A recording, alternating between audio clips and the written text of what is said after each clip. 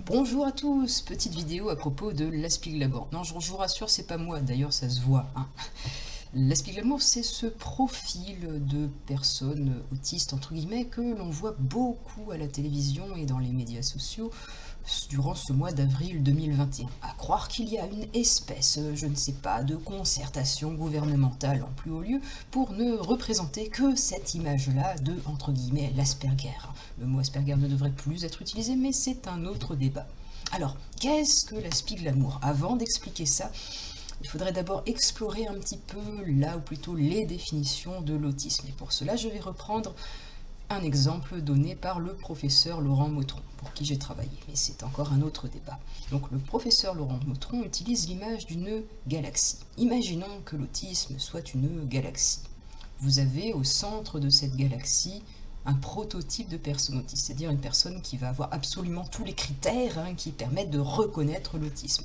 Par exemple, cette personne aura à la fois un centre d'intérêt spécifique, des difficultés de communication visibles, une manière de bouger et d'occuper l'espace un petit peu atypique, une tendance à ne pas regarder son interlocuteur dans les yeux lorsqu'elle parle, etc., etc. Si on prend un de ces critères tout seul, cela ne permet pas de poser comme ça un diagnostic d'autisme, même pas un psychiatre qui en a l'habitude. Mais c'est l'accumulation de ces critères qui permet de reconnaître cette personne comme une espèce de prototype d'autisme.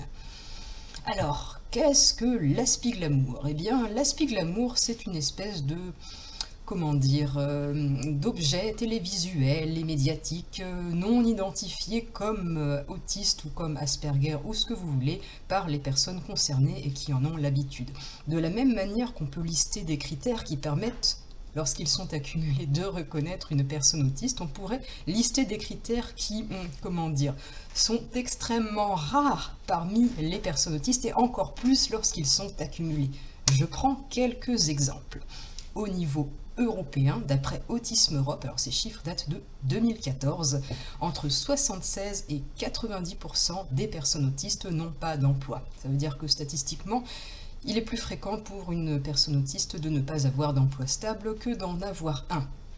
Donc déjà, si on me présente une personne qui a un emploi stable depuis des années, c'est plutôt rare. Mais ça ne veut pas dire tout seul que cette personne n'est pas autiste. On va prendre d'autres critères de l'Aspiglamour. Alors l'Aspiglamour peut avoir suivi une école de commerce ou une formation en communication. Alors je ne dis pas que c'est pas possible pris tout seul comme critère, mais quand même, par rapport aux critères diagnostiques de l'autisme qui stipulent des difficultés dans la communication sociale, c'est un peu antinomique. Bon, admettons, tu as suivi ton école de com, tu as, je ne sais pas, validé un infocom ou que sais-je, c'est possible, c'est rare, mais c'est possible.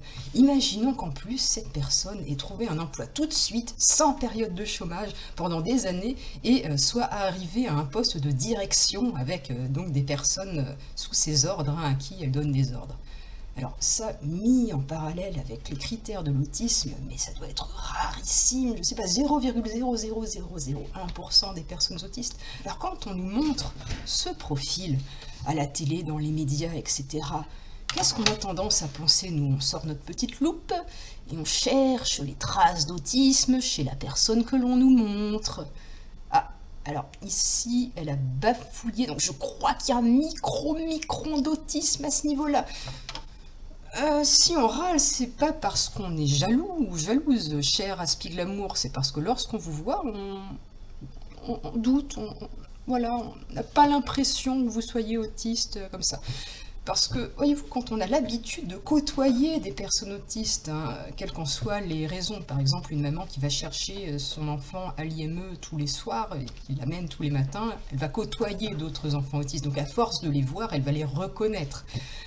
Même chose, une personne qui a dans sa fratrie une autre personne autiste va pouvoir reconnaître très rapidement. Il y a une anecdote comme ça assez amusante de Laurent Savard, chez qui est venu un poseur de compteur Linky dont le beau-frère était autiste et qui a reconnu en 10 minutes son fils comme autiste.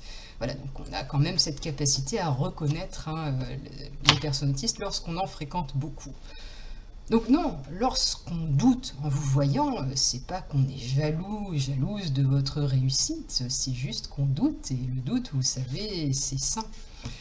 Parce que le problème lié à votre représentation d'Aspi-Glamour, le problème lié au fait de dire dans les médias et à la télé « Regardez, je suis happy, je suis joie, soyez comme moi, soyez heureux et heureuse », c'est que ça peut contribuer à réduire les droits de personnes qui en ont moins.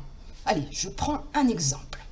Imaginons une maman qui demande à l'Éducation nationale une assistante scolaire, donc maintenant on dit AESH, avant on disait AVS, mais bon, peu importe, pour son enfant autiste diagnostiqué avec Asperger, par exemple. Et imaginons que la personne de l'Éducation nationale a vu récemment un reportage d'Aspi-Glamour à la télé. Ah, mais non, je vais pas vous donner une AESH. Regardez Aspi-Glamour, là, elle a réussi à être scolarisée sans AESH. Donc votre enfant peut faire pareil. Prenez exemple. Bon, exemple fictif, on va en prendre un autre.